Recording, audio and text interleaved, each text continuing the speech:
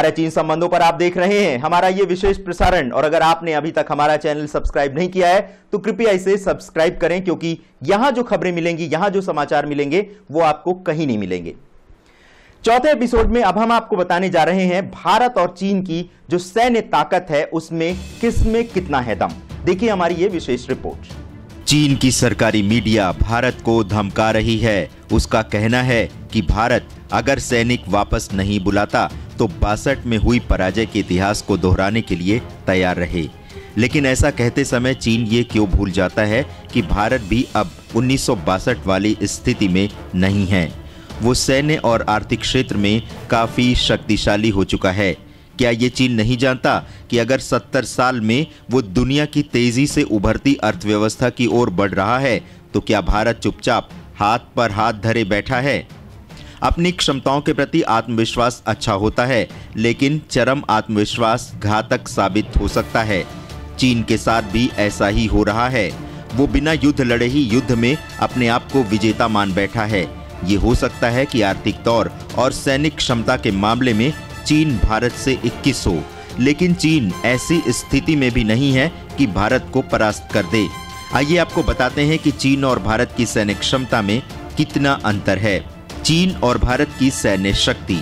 चीन के पास कुल 46,25,000 सैनिक हैं, जिसमें 23,35,000 एक्टिव और 23 लाख रिजर्व सैनिक हैं।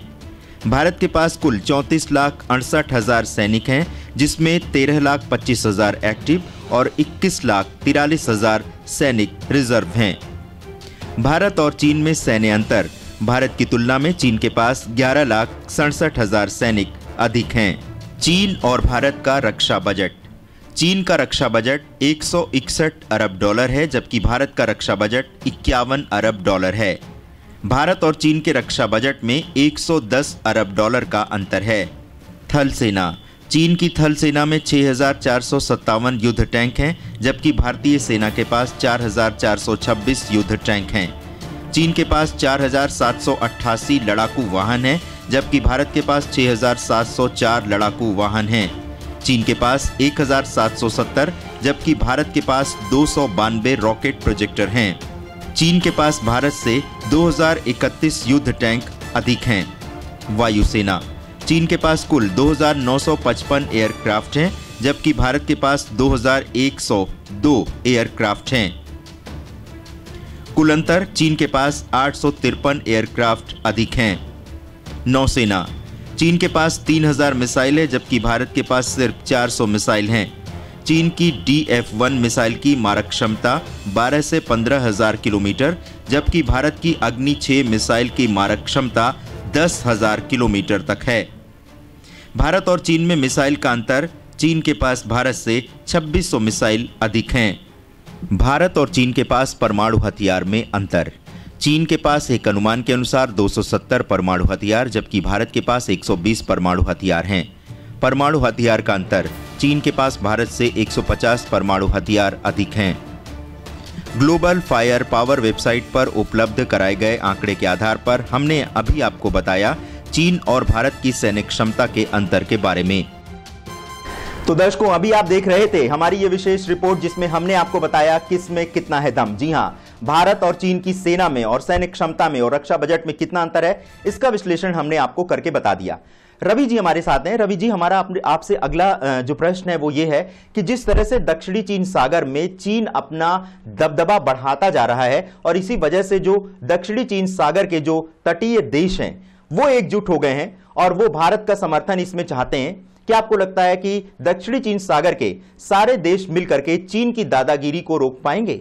जहां तक अतिक्रमण बढ़ाने की बात है तो वो फिलहाल संभव नहीं है, क्योंकि दक्षिण एशिया या सेंट्रल एशिया या दुनिया का कोई भी भूभाग जो है वो अब बहुत हद तक राजनीतिक जो गठजोड़ हैं या ध्रुवीकरण हैं वो बहुत हद तक साफ हो चुके हैं। तो अब ऐसा तो संभव नहीं हो सकता जैसा कि भारत पर पहले हुआ कि फला आक्रमणकारी ने अतिक्रमण कर लिया, आक्रमण करके ज़मीन पर कब्जा कर लिया, शासन कर लिया। तो अब ये तो दुनिया में मुझे नहीं लगता कि किसी भी देश की सीमा, जो स्पष्ट सीमा है, वहाँ पर आप अतिक्रमण करेंगे। दरअसल चीन की जो विस्तारवादी नीति है उसके तहत जापान के साथ, वियतनाम के साथ, भारत के साथ उसके पहले से ही जो विवाद हैं, जापान के साथ दक्षिण चीन सागर के बहुत सारे जो द्वीप हैं उन पर चीन का कब्जा है। चीन ने दक्षिण चीन सागर में बहुत सारे ऐसे टापू बना लिए हैं जो कृत्रिम तौर पर विकसित किए गए हैं और वहाँ हथियार तैनात किए गए हैं, मिसाइल्स, और बड़ी दूरी, लंबी दूरी तक मार करने वाली मिसाइल्स वहाँ तैनात की गई हैं। अमेरिका का यही, दरअसल पड़ोसियों के साथ तो चीन का मतभेद है ही, अमेरिका भी और अभी मौजूदा ट्रंप प्रशासन भी चीन की इस दादागिरी को दक्षिण चीन सागर में स्वीकार करने के लिए कतई तैयार नहीं है। और यही वजह है कि जो कुछ कृत्रिम टापू हैं दक्षिण चीन सागर में, जिन पर चीन कहता है कि वो उसके हैं और पूरा स्वामित्व, पूरा हक चीन के पास है, उनका ये दावा चीन का रहता है। तो अमेरिका ने अभी अपने 2 युद्धपोत 2 बार ऐसे टापुओं से, एक बार 22 जो समुद्री मील होते हैं वहाँ से निकाला और एक बार 12 नॉटिकल माइल्स की दूरी से एक युद्धपोत, बड़ा युद्धपोत अमेरिकी निकला।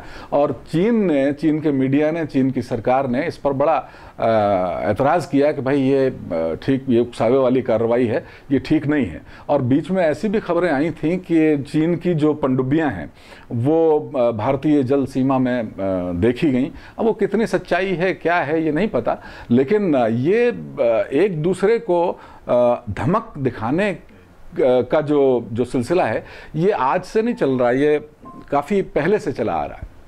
जी दर्शकों, तो आप देख रहे हैं भारत चीन संबंधों पर हमारा ये विशेष प्रसारण।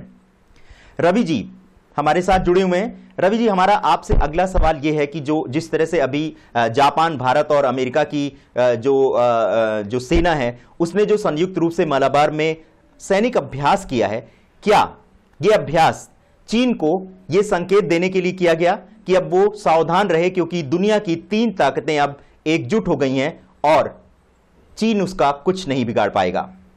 ये बहुत स्पष्ट संकेत है। अभी जो मालाबार, ऑपरेशन मालाबार के नाम से जो भारत, जापान और अमेरिकी नौसेनाओं का ये अभ्यास था, जो चेन्नई के तट से और बंगाल की खाड़ी तक किया गया और बहुत बड़े पैमाने पर किया गया। इसमें 20 जंगी बेड़े जो बहुत मायने रखते हैं उन्होंने युद्धाभ्यास में भाग लिया। और ख़ास बात ये रही कि इस युद्धाभ्यास में, नौसैनिक युद्धाभ्यास में, तीनों देशों की नौसेनाओं ने पनडुब्बियों को पानी के अंदर कैसे निशाना बनाया जाए इसका अभ्यास किया।